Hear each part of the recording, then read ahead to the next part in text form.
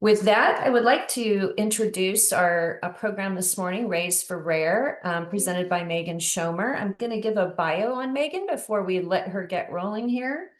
Raised for Rare is a nonprofit organization that brings practical, uplifting support to families of medically fragile children.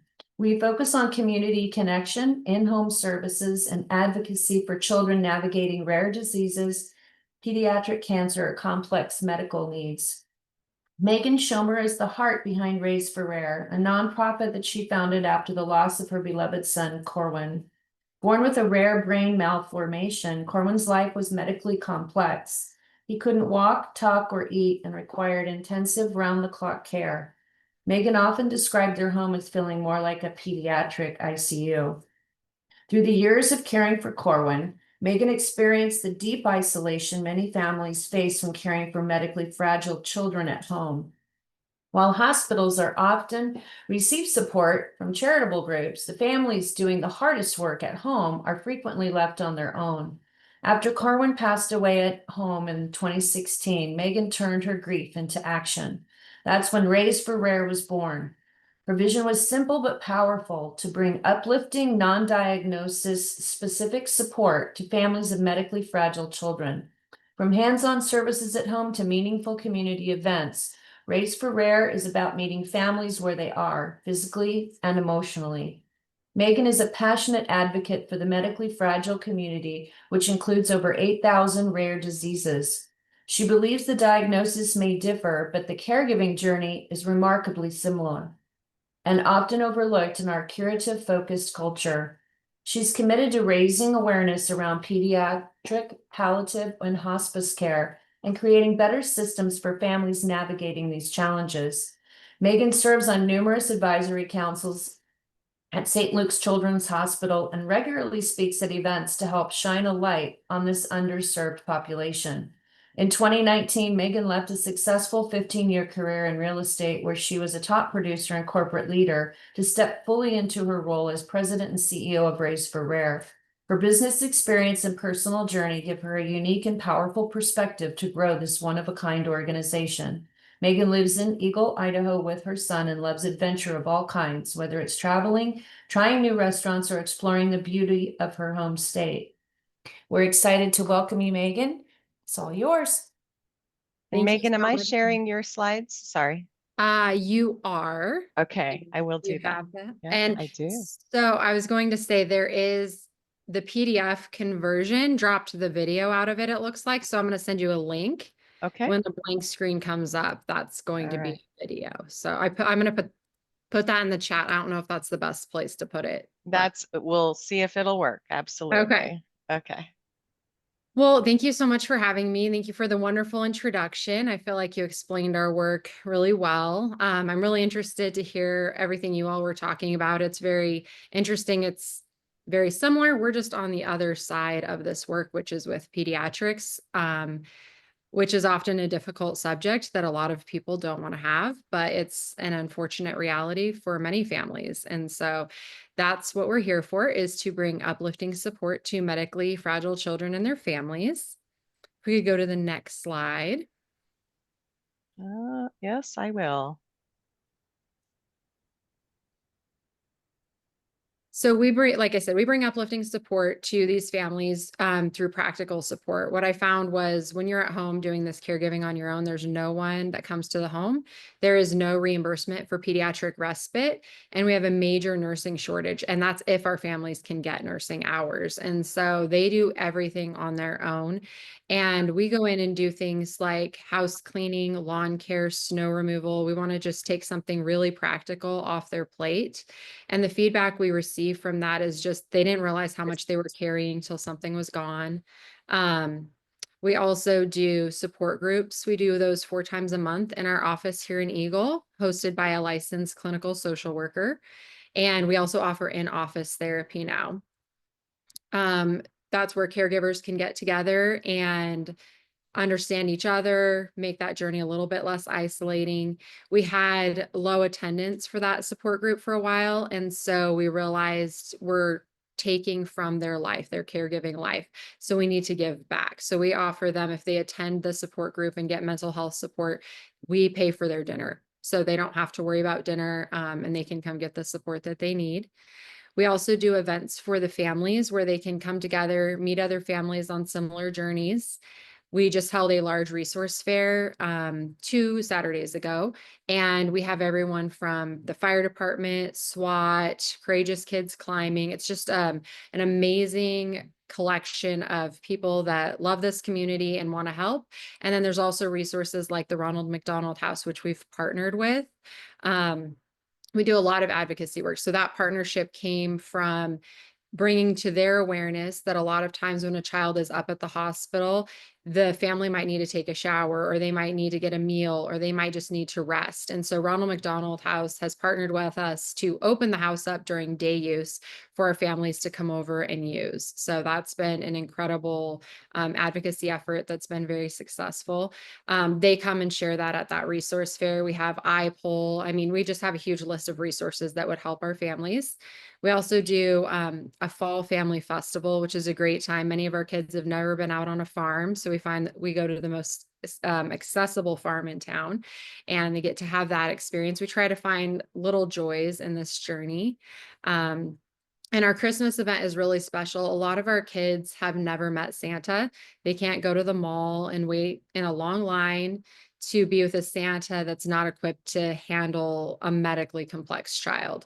So we have a Santa that is a grandparent of one of our kids, and so fully understands and is comfortable taking kids out of wheelchairs and posing them and taking pictures. So it just creates a really special opportunity that most of them have not had. So those family events, we do those 4 times a year. We do an event for just our moms around Mother's Day, where we just spoil them, love on them, let them know they're seen, valued, and heard. And then same with dads. We're getting ready to do our father's event this coming Saturday. We want to uplift the family as a whole, because we know that that creates better care for the child and the other children in the home. The divorce rate on these families is about 87%. So uplifting the family as a whole is incredibly important to us. And we did identify a couple of years ago how siblings are impacted. They're considered glass children in this family dynamic. They're often invisible. Their needs are much lower. You know, when a parent's carrying life and death with one child, another child's tantrums or what, you know, it's just a lot smaller in the scope of things for them. And so they feel unseen, or they feel neglected in some ways, not intentionally, but the parents taking, you know, the complex child to appointments and therapies and traveling even. And the siblings don't necessarily see that as necessary. They just see it as attention. So we've created sibling activities where we bring the siblings together for a special time just for them, with other kids that understand that complex journey as well. And then can we go to the next slide? That's basically the scope of our work. We also do a lot of advocacy. I did want to explain what medically fragile is. It's medically fragile or medically complex. All of our kids have a life-limiting condition. So they're not going to live far into adulthood if they do live to adulthood. With advances in medicine, we are seeing some of our kids what we call graduate. At 19, we transition them to a lower level of service just to make room for new families. But they all depend on medical equipment to live. They have many therapies. We've worked with St. Luke's on identifying this population. Their support needed is far above typical parenting. It's, you know, a 24/7 job. For example, with my son, he had severe epilepsy, and there are no good seizure detections for pediatrics. So I slept with my arm across him for almost 5 years just to be aware of his needs. And so we understand that it's like, you know, and when they're sick, it's really 24/7. So that's where medically fragile comes in. And I think that's all on the medically fragile. I feel like you all understand that pretty well. And this is the slide where I want to share what the day in a life of one of our families looks like. We do a lot of advocacy work to bring a light to this population. We have over 200 families on our monthly services. And through St. Luke's, we've identified there are more than 7,400 families in their system that can benefit from our services. So the need is much larger than even, unfortunately, St. Luke's realized. So it's pretty amazing to see this community come together and be identified so we can shine a light on them. Okay, I've got the link. I'm gonna Okay. hope that we've got the audio. Let's see.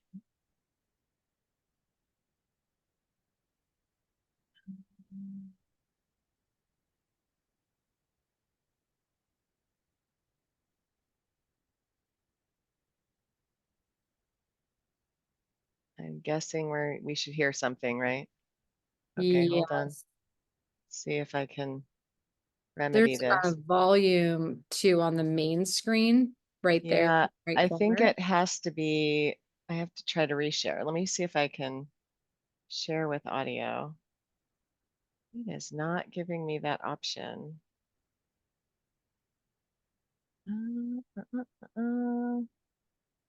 I don't think it's gonna let me link the audio today, Megan.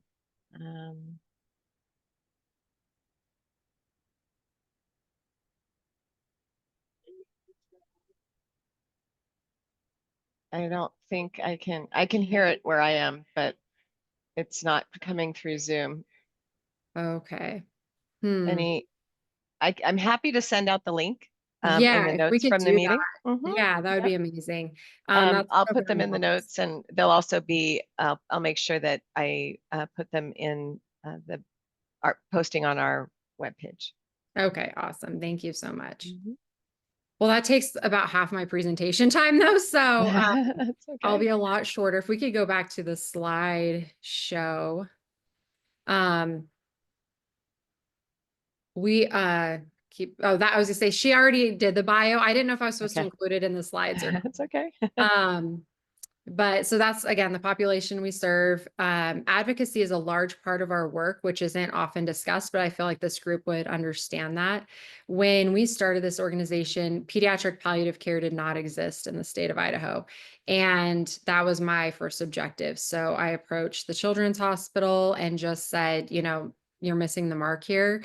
And they said, well, let's see, come to a needs assessment. And we looked at the numbers and they had kind of everyone siloed out in their different conditions. And I said, but what's that number of all of those kids that would benefit? And it was much larger than they expected. And so they decided, yeah, we do need this program. So we've built that program. They allowed me to be part of the entire process, including interviewing the doctors, social workers, and the whole team. So that was really exciting. Pediatric palliative care is a little different than elderly palliative care. With pediatrics, it's especially important when kids have severe complex conditions. So for instance, my son, we had one specialist that said he needed an intervention or he would die. And then we had another specialist say, well, if you do it, he's going to die. You choose.